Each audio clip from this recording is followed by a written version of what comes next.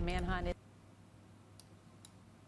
is underway for a bomber targeting bank cash machines. Police tonight are on alert. Someone used some kind of explosive device to blow up an ATM. But the big questions are, what type of person would blow up an ATM and how far could they take these crimes? Diese Täter kennen keine Skrupel. Die fahren in dem Wissen, dass sie jeden Meter jemanden aus dem Leben reißen können. Und möglichst alle erwischen.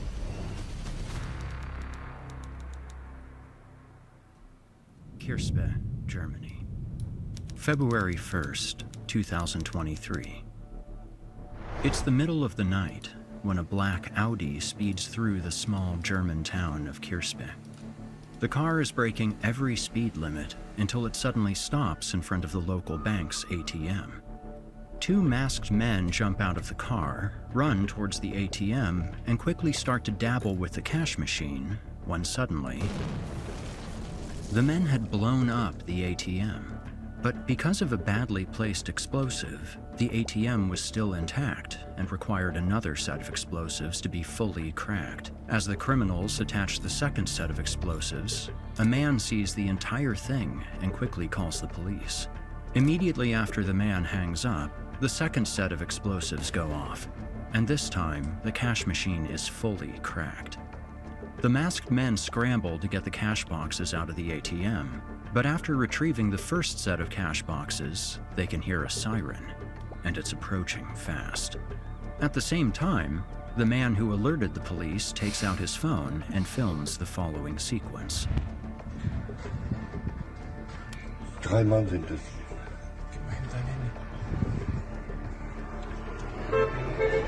Da kommen sie. Da sind sie. Da hinten.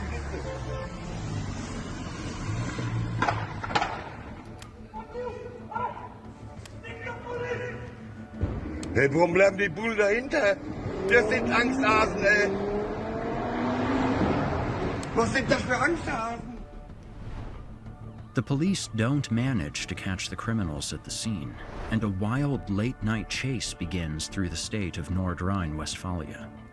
Both criminals and police reach speeds up to 120 miles per hour, and after a few minutes of pursuit, the suspects start using high-intensity laser pointers to blind the police. This forces the authorities to stop the pursuit as they almost crash into a house. What? And for a few seconds, the criminals thought they were safe. But, luckily It's for not five-headed. It's not, bro. You do that in the United States, you get shot at, and you shouldn't. It's just weird. the police, a helicopter had joined the chase seconds before the police cars were forced to stop. After a They should immediately short-lived shoot them. celebration, What the fuck? the suspects realized that the situation had gone completely out of control. They accidentally drove into the town of Odenthal, and this was a crucial mistake. As they sped through the town, they took a wrong turn and ended up in a dead-end street. Take a life over with money? no more I will never have zero sympathy for morons. Brother, if you make a violent crime for money, you are killing yourself, okay? Nobody kills you for money. You are killing yourself for money. You absolutely get shot at if you endanger people's lives by fucking doing this shit and then pointing lasers at them. What a dumb fucking, what a stupid saying. Fled into the Like, forest don't to blame use the society tall for your trees shit. and bushes as hideouts. But unbeknownst to them, the police chopper was equipped with infrared cameras and was tracking their every move. In only 30 minutes, the men went from having over 50,000 euros in their car to lying in a bush knowing that they might get caught at any moment. And only a few instants later, dozens of police units Yes, were bombs moving is a through violent the crime. forest, Yes, it is. capturing the criminals one by one and using nothing else but pepper spray. The criminals turned out to be 3 young men from Amsterdam, a hub for organized and independent crime that plays a big role in the world of ATM crackers.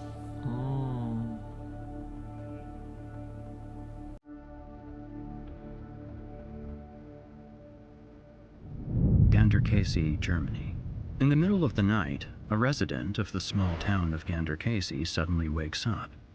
He thinks it's 8 a.m. and time to get ready for work, but when he looks at his alarm clock, he realizes that it's only 4 a.m. Seconds later, he hears several loud explosions outside of his apartment and quickly rushes to the window. Confused as to what's going on, he looks through the blinds and sees something extremely unexpected.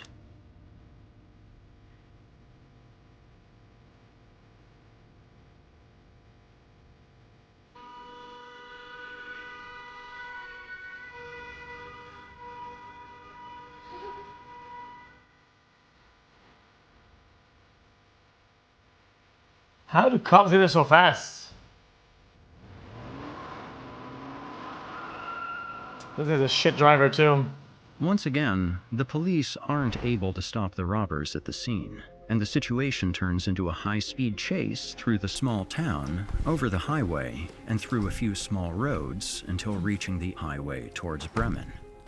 But unfortunately for the authorities, the criminals were incredibly good drivers and managed to shake off not only the police cars, but also a police chopper that had joined the chase. You may think that a successful ATM robbery like this is a one-off case. However, many times the suspects never even encounter police and manage to easily disappear after blowing up their target. In fact, the risk-to-reward ratio is so good that there have been over 450 cash machine robberies in Germany in 2022, more than ever before. This is because Germany is a highly cash-driven society, and most ATMs have anywhere from 20 to 60,000 euros in them. And even though they contain a lot of money, they're barely secured at all. They're protected by nothing more than some old security cameras. And, as we will see in a moment, pretty much anyone who finds the right cash machine could easily blow it up. First, ATM robbers only need special silicone, or another strong sealing material, an industrial hose, an explosive gas mixture, a fuse, and a lighter. Second, they search for an unprotected ATM located on the outskirts of a city or in a small town. Then, the criminals wait until the middle of the night and drive to the ATM in a stolen car to avoid any links to their. They open the slit and they fucking slide it in, right? Once they get to the cash machine, they seal the entire ATM except for a small crack in which they insert the hose. They then connect the hose to their gas container and fill up the insides of the ATM with their explosive gas. After a few minutes, they retrieve the hose and insert the fuse into the hole so that they can ignite the gas from a safe distance. Interesting. The following explosion of the gas mixture smashes the cash boxes into the back of the ATM and makes them accessible to the criminals. Even though this technique is still viable with many ATMs, a new and more dangerous method is becoming increasingly popular. This new technique involves high-potency explosives made from Semtex, BKKs, and other explosive materials.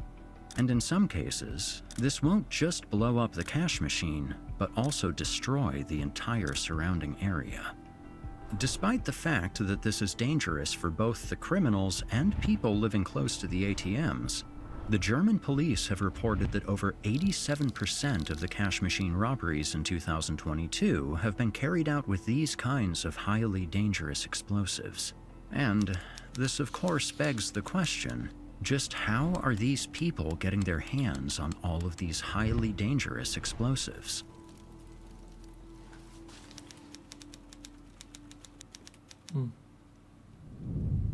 It's about 4 a.m. when a black Audi speeds towards the ATM at the Moorwick shopping center in the Dutch city of Breda.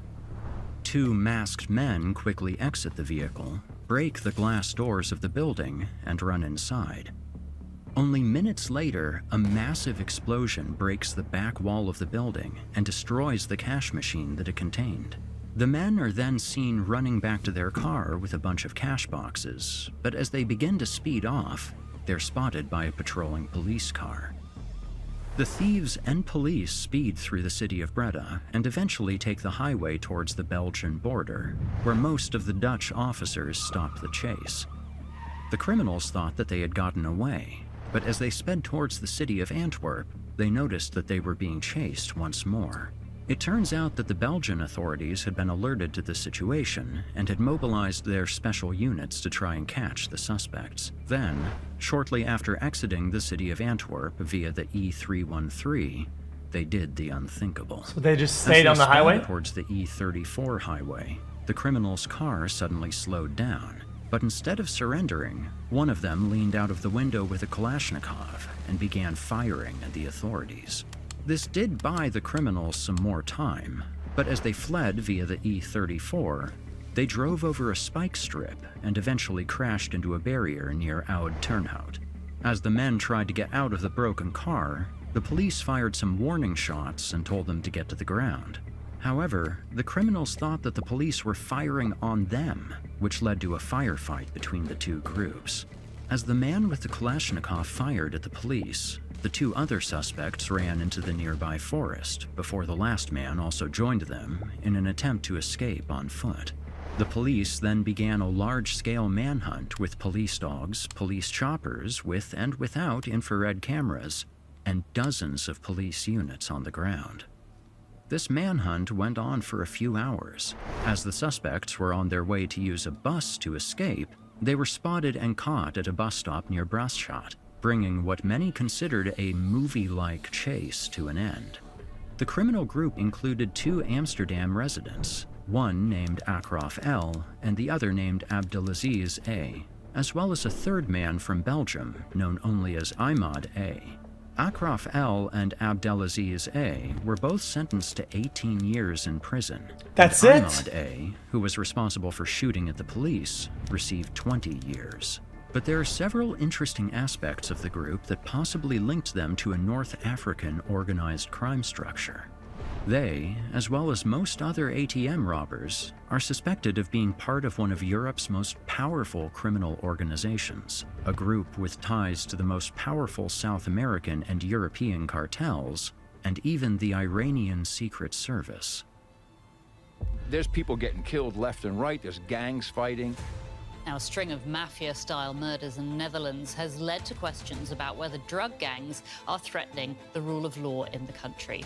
So the lawyer was shot brazenly in front of his family. That's very light. Peter de Vries was gunned down in Amsterdam on Tuesday. Most of these high-profile murders in the recent years have been linked to what is called the Mocro Mafia. Described by police as a well-oiled killing machine. Police raided a warehouse and uncovered 7 shipping containers that had been converted into cells and featured a heat and soundproof torture chamber. Last year, a van drove into the newspaper building, causing it to set on fire. Dutch police have increased security around Prime Minister Mark Rutte after receiving intelligence of a possible attack by criminals linked to the drug trade.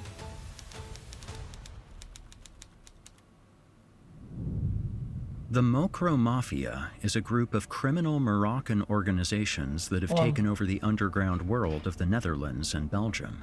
These clans are linked to tons of drugs, both South American and European cartels, hundreds of weapons, and even the Iranian Secret Service, who has been using the Mocro Mafia as some sort of European kill squad. One of these organizations has firm control over Amsterdam, and this is the Taghi clan, led by a Moroccan man named Ridwan Taghi. He is one of the most powerful kingpins in Europe and was part of the international super cartel that had taken over Europe's cocaine trade.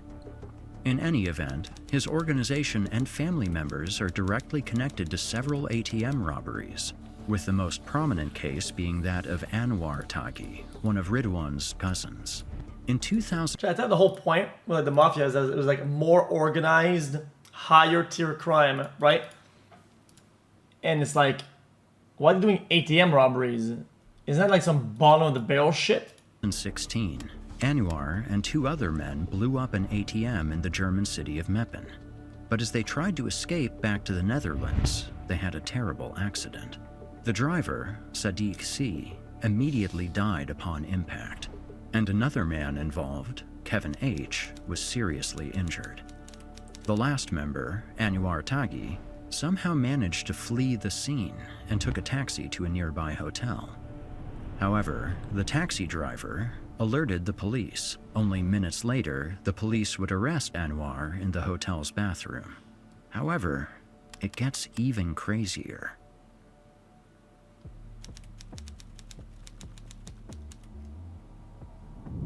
February 2020, Osnabrück, Germany.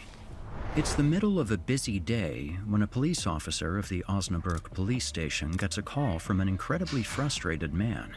The caller turned out to be the owner of a cash machine company, and he believed that someone was targeting him and his associates. The man explained that someone was blowing up all of his ATMs, and doing so in an almost professional manner. He said that every night at least one of his cash machines was being robbed, and that the perpetrators always knew exactly how to crack the machine.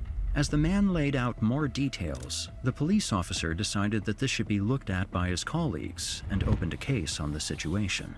It didn't take long for the police to set up a team, and only a few days into the investigation, they noticed that something extremely strange was going on. March 2020, Osnabrück, Germany. Come on, I will put a stop to all of this. Good one, bro. And as he read through some of the business's order documents, he discovered something extremely strange. He found a purchase order for several ATMs to a supposed artist's garage in the Dutch city of Utrecht. He wrote the artist's name down and went through all of his orders, and this is when everything changed.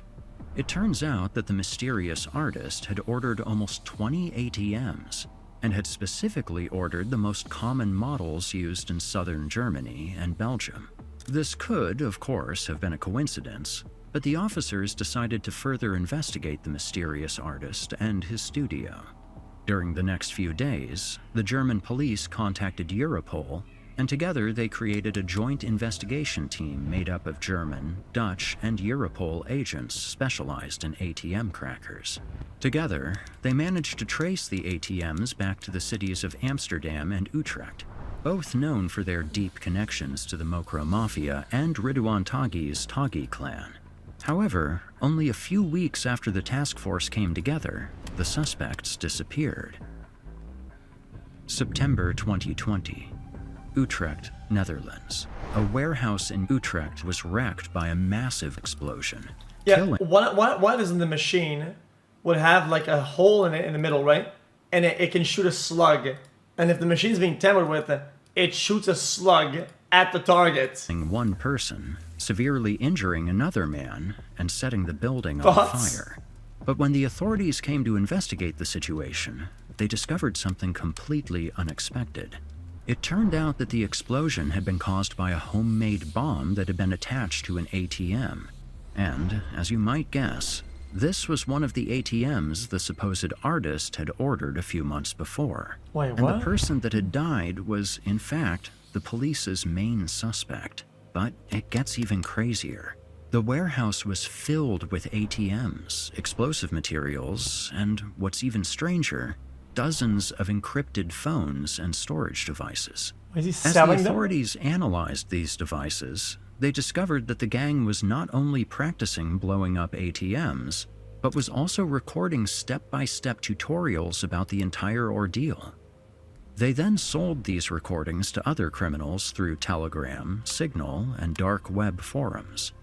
They had basically created an in-person and online ATM robbing school that had taught dozens of crime groups how to crack ATMs.